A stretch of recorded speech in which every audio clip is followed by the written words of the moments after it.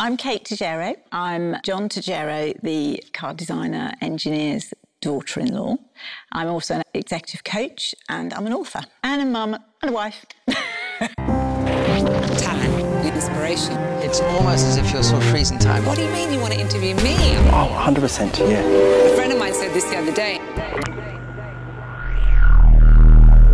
I trained to be an executive coach about 14 years ago. My early career was in retail. A lot of it's about positivity, and it's about sometimes breaking down, you know, those thinking patterns that sometimes stop us in our tracks, that we all have.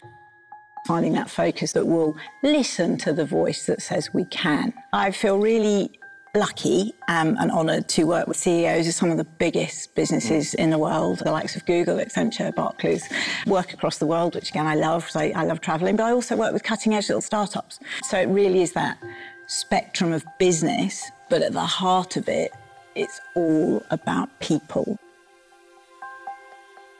I'm a great believer that if you want to do something, and it's your passion and you love it, or you stumble across it and love it, and even if you have no idea how you could make it part of your life or part of your world, you know, follow it, find a person that knows about it, find a person that doesn't know about it, and, you know, really pursue it. Because I think if we connect with something that we really care about, that we want to do, you know, all that natural ability comes through, which of course makes it so much easier. There's an element of, you know, really using that as a fuel to do what you want to do, knowing that you will fall flat and you will learn, but those are the things, of course, that we learn so much from. And actually in later life, you know exactly why the resilience is so strong in a certain situation because of that. Because I think sometimes it is, you just have to keep on. So many people don't achieve what they want to because they gave up at the moment that it was there. And whether keeping on means just one day to the next when you wake up thinking it won't happen, or thinking this is going to happen, so why don't I go on a course, or why don't I talk to someone, or why don't I learn something, or just expand my knowledge of the good stuff.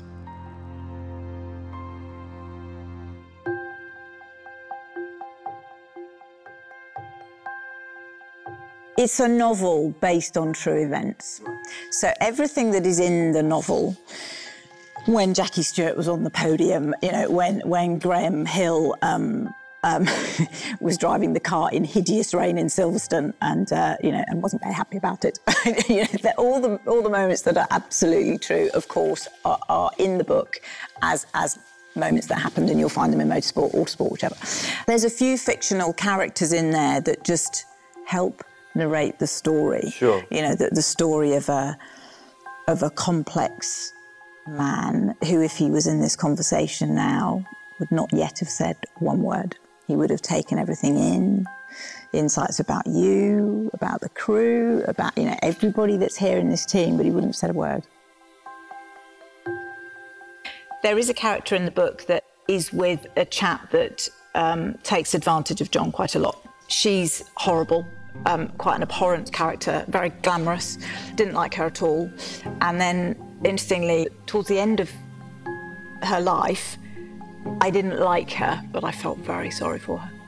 And there, you know, there's other characters that I just adored and loved and thought, oh, I'd love to meet them in real life, but I made them up. And it's very curious, actually, because there's one character who is fictional, and he's a racing driver. And there's a lady that I got to know who was around in the time and very much trackside in the 60s. And she said, who is that? She said, because I know 3 people that could be. And I said, well, I said, you can take your pick, because it actually came out of my head. Originally, this was called Life Drawing. And then Carol Shelby sent that photograph to John, which said, without you, John, none of this would have happened, signed Carol Shelby. And it was actually last Christmas, my husband, and it said, without you. And I thought, and we're going to reframe it. And I thought, that's it, that's the title. It's all so personal, you know. It's all stuff I know that she's just brought colour and life to. The whole backstory around his mother, who had travelled in the 1920s, and gone to Portugal and fallen in love with a Portuguese man. What was very interesting about that is that we found some letters And they were all in French, and they were between John's mother and father. But it felt like an intrusion, even though these letters were, well, nearly 100 years old now. So that those letters would have helped you voice the characters? Yeah, unquestionably. And I think for John, he clearly never quite recovered from losing his father.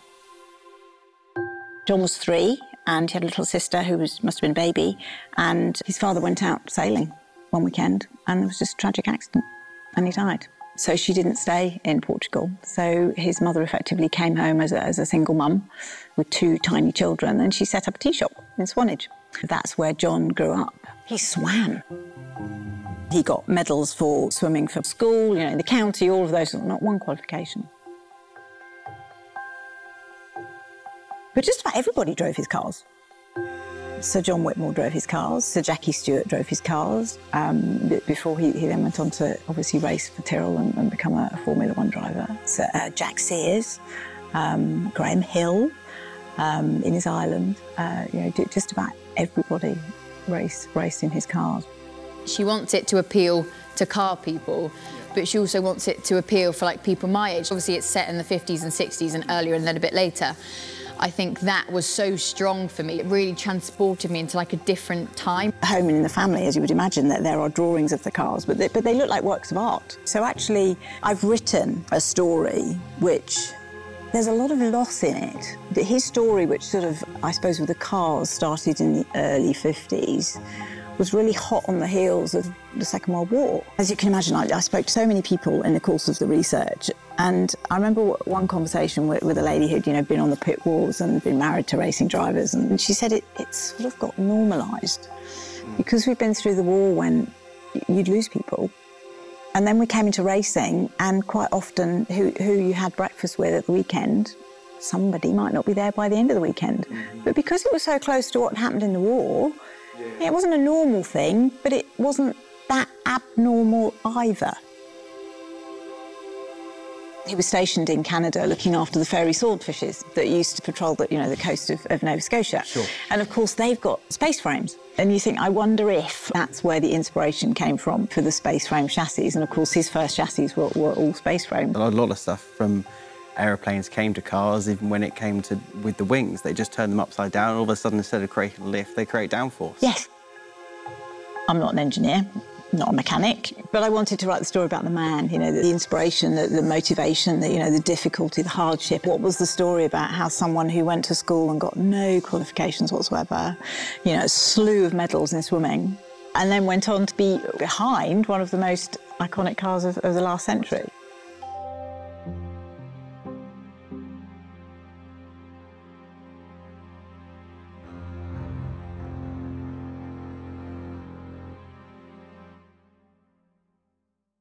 What would John say if he read your book? I think he'd be amazed, because he was so humble.